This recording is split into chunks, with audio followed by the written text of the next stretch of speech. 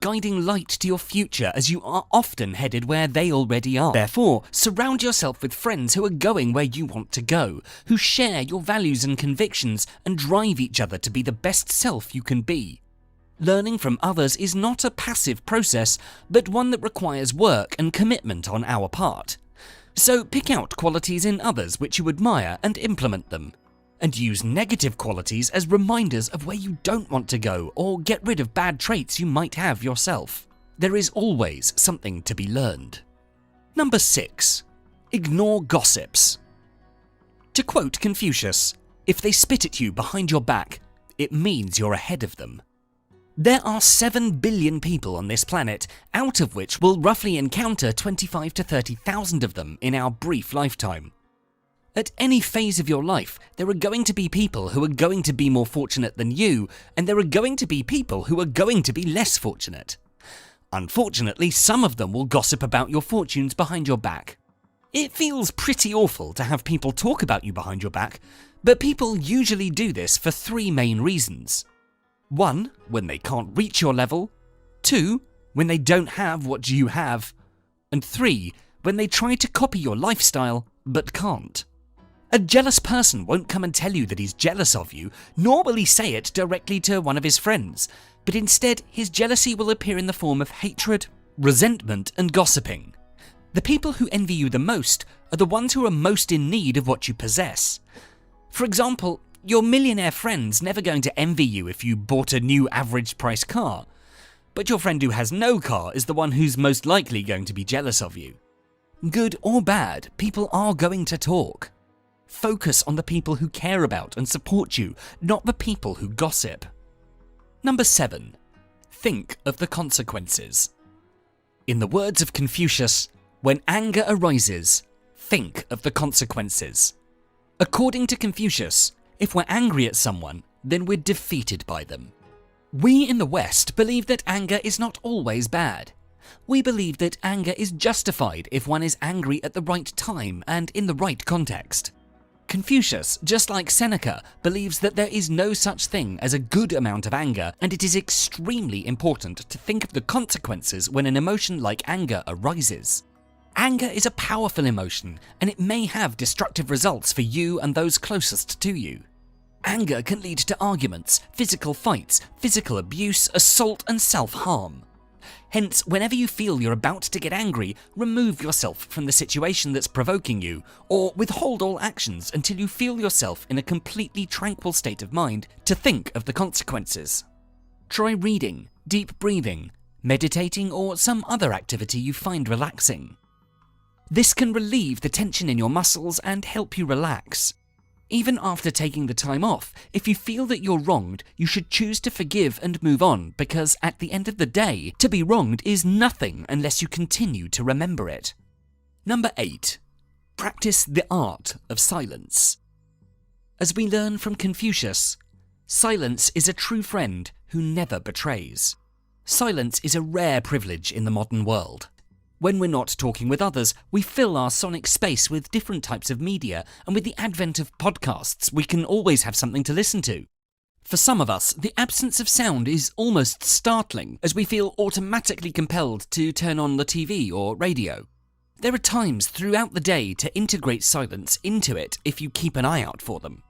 If you are a stay-at-home parent, you can dedicate the first 15 minutes of nap time to a silent house. If you work, consider leaving your phone at your desk and going for a walk on your lunch break uninterrupted. Take 5 minutes during the day to stare out the window and be in the present moment. Silence is an inner state. In the absence of silence, you tend to get overtaken by the mind, body, and emotions. The clutter prevents you from listening to your psyche and soul. To listen to your soul, you need to establish a strong relationship with silence. Without it, we might remain unaware of many things about ourselves.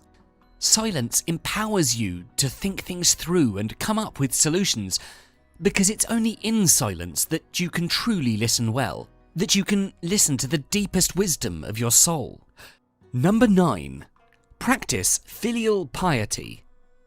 In the words of Confucius, there are 3 degrees of filial piety. The highest is being a credit to our parents. The second is not disgracing them. The lowest is being able simply to support them. Filial piety is how children show their gratitude by repaying their parents for their kindness, love, and caring. People from Asia are often more communal and family-orientated. Therefore, children have more respect for their elders and will take care of aging parents in their own homes until they die. This is in contrast to the majority of us in the West, who are unusually focused on individualism and youth. As a result, it's all too common for us to show little respect for extended families and aging parents. We're so busy developing our own careers, raising kids, and being absorbed in our own lives that we tend to farm our aging parents out to institutions. According to Confucius, children should take care of their aging parents for several reasons. To begin with, they helped us to grow, and without them, we wouldn't even be in this world. They provided us love, shelter, clothes, and medicine, whatever we needed at that time. They also provided education and taught us how we could survive in the world. Parents always try to prepare their children for the future, and they want to see them successful and happy. Therefore, one can argue that they have a right to expect something from their children in their old age. So even if you are far away, occupied with your busy life, you can practice filial piety by maintaining frequent contact, visiting them more often, stepping out with them, sending them money, and so on. Our parents made a lot of sacrifices for us in their lives, so we as children should show our love and gratitude for elderly parents by taking care of them. Number 10. Embrace getting older.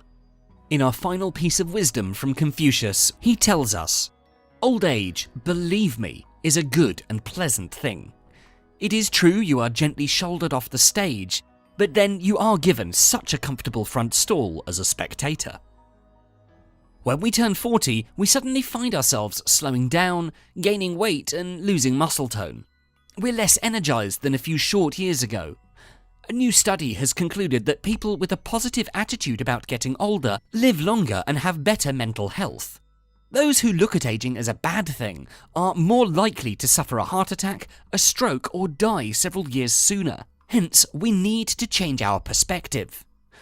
Although there can be declines in health and income, the vast majority of older adults enjoy improvements in the emotional aspects of life because they're more focused on positive information.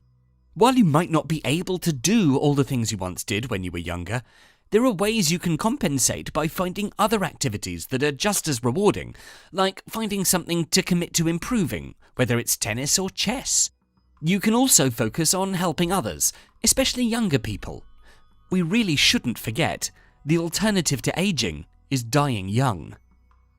We really hope you enjoyed this video, and as we said in the beginning, this video is made possible by Blinkist. Now, we all know the benefits of reading.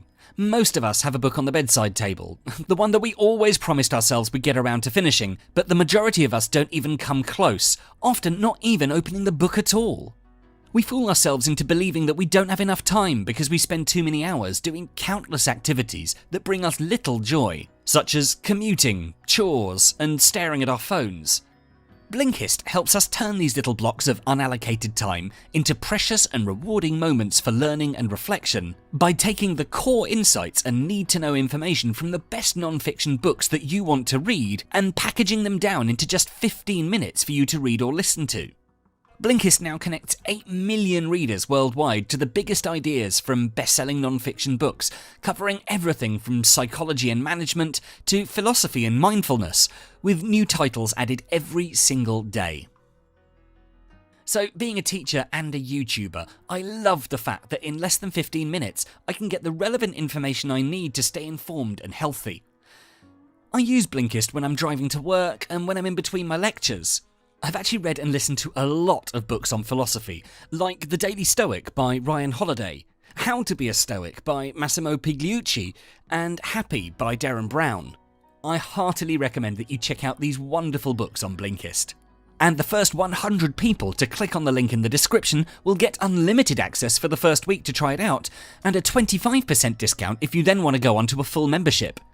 You can, of course, cancel any time in that trial week, but I'm sure once you give it a go, you most certainly won't want to. So if you enjoyed this video, please do make sure to check out the full Philosophies for Life channel, and for more videos to help you find success and happiness using ancient philosophical wisdom, don't forget to subscribe.